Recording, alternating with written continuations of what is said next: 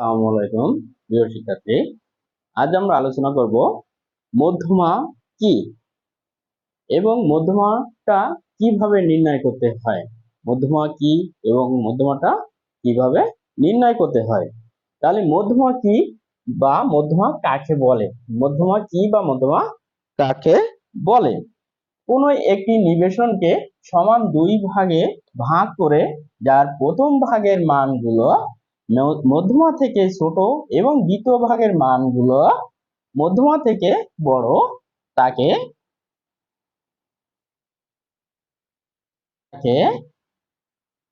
মধ্যমা বলে।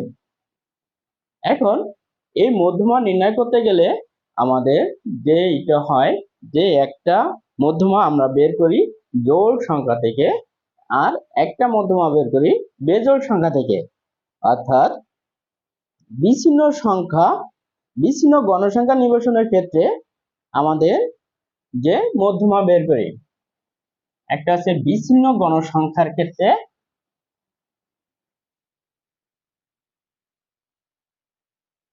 মধ্যমাতে সূত্র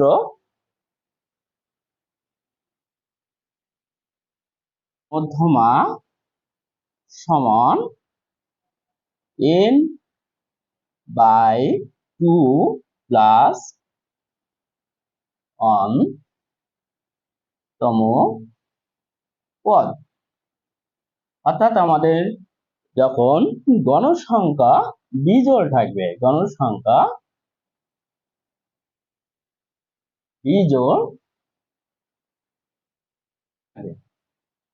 আবার মধ্যমা আরেকটা সূত্র আছে n বাই 2 তম পদ প্লাস n বাই 2 প্লাস 1 তম পদ বাই 2। অর্থাৎ যখন আমাদের গণসংখ্যাগুলো জোড় সংখ্যায় থাকবে তখন আমাদের এই দ্বিতীয় নম্বর সূত্রটা ব্যবহার করতে হবে। আর যখন আমাদের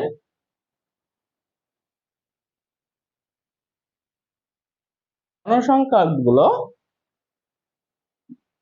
জোড় থাকবে তখন আমাদের প্রথম সংখ্যাটা ব্যবহার করব, দ্বিতীয় সূত্রটা ব্যবহার করব, এবং যখন আমাদের বিজোড় থাকবে তখন এই প্রথম সূত্রটা ব্যবহার করব।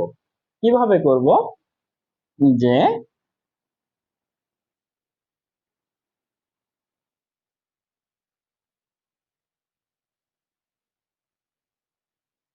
দেখা যাচ্ছে যে আমাদের 10টি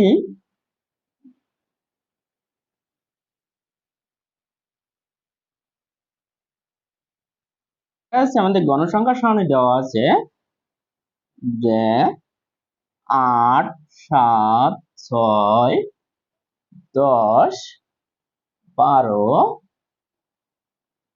14 9 5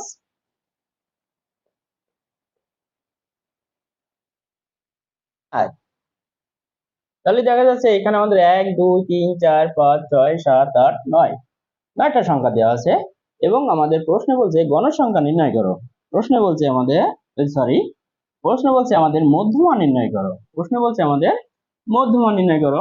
তাহলে যেহেতু এখানে আমাদের সংখ্যা আছে বিজোড় সংখ্যা, সেহেতু আমাদের মধ্যমা হবে, মধ্যমা বের করতে গেলে আগে আমাদের সংখ্যাগুলোকে ছোট থেকে বড় অর্থাৎ ক্রম অনুসারে সাজাতে হবে। তাহলে সংখ্যাগুলো ছোট থেকে বড় অনুসারে সাজিয়ে পাই। প্রথমে সংখ্যাগুলো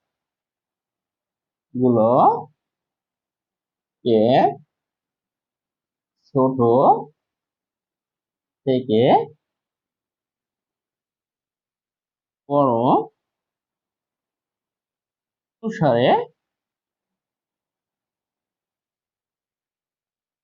সাজিয়ে পাই। তাহলে ছোট থেকে বড় যদি আমাদের সাজায় তাহলে আমাদের সব থেকে ছোট সংখ্যা 4, 4 5 6 7 8, 9, 10, 10-এর পরে 11, 11 সংখ্যা নাই, 12, 12 পর 13 নাই, 13, 14। অর্থাৎ আমাদের সংখ্যাগুলো সাজানো হলো। তাহলে আমাদের সংখ্যা আছে 5, 6, 7, 8, 9, 10, 11, 12, 14।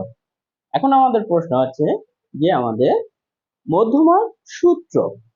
তাহলে মধ্যমার সূত্র আমাদের, যেহেতু এখানে আমাদের বিজোড় সংখ্যা আছে, যেহেতু আমাদের মধ্যমার সমান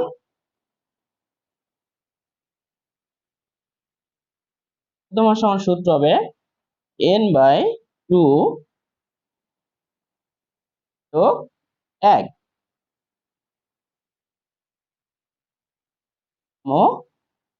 পদ। তাহলে n এর মান হচ্ছে আমাদের 1, 2, 3, 4, 5, 6, 7, 8, 9।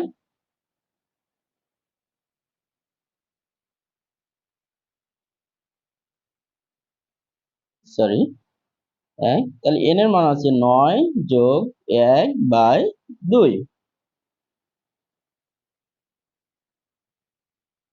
তাহলে 9 আর 1 যোগ করলে 10/2 সমান 5। অতএব আমাদের, তাহলে আমরা এই সূত্র অনুযায়ী আমরা কততম পদ পাইলাম? 5তম পদ। 5তম পদ। তাহলে এখন দেখবো যে আমাদের এখান থেকে 5তম পদ কত? 1, 2, 3, 4, 5। 5তম পদ আমাদের 9।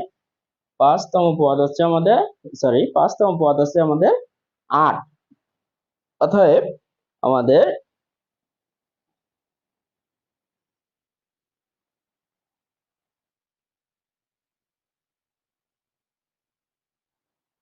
যেহেতু 5তম পদ আমাদের 8, অতএব নির্ণয় মধ্যমা সমান 8। এটা উত্তর।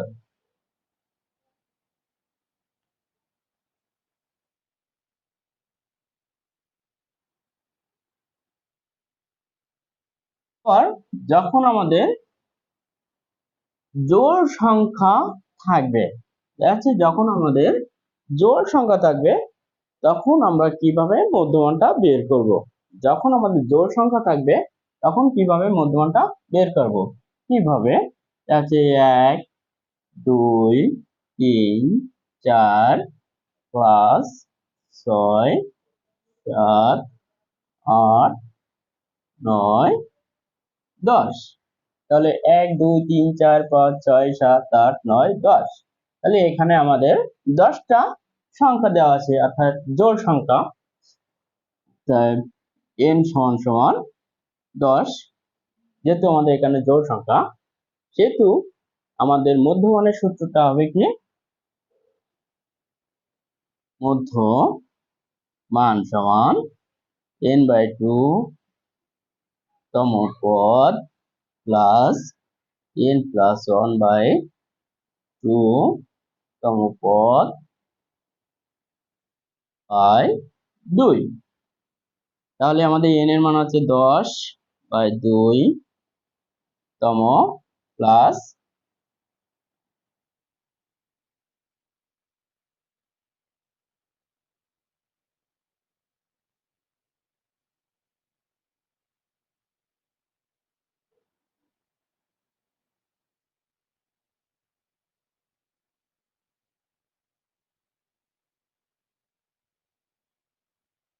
প্লাস 10/2 যোগ 1 তম পদ বাই 2। তাহলে 10কে যদি আমরা 2 দিয়ে ভাগ করি তাহলে 5তম পদ প্লাস 5 যোগ 1 তম পদ বাই 2। 5তম পদ, অর্থাৎ এখানে আমরা একবারে করতে পারি। 5 আর 1 6, আমরা একবারে দিতে পারি 6তম পদ। এখন প্রশ্ন আছে যে এই 5তম পদটা আমাদের কোথায় আছে? তাহলে 1 2 3 4 5, 5তম পদ 5 এবং 6তম পদ আছে আমাদের 6। তাহলে 5তম পদ 5 যোগ 6 বাই 2।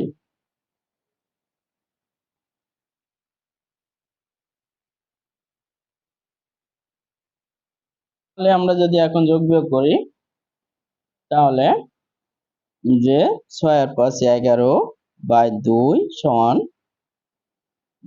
6 আর 5 11 বাই 2, অর্থাৎ 11কে 2 দিয়ে ভাগ করলে 5.5, অতএব 5.5।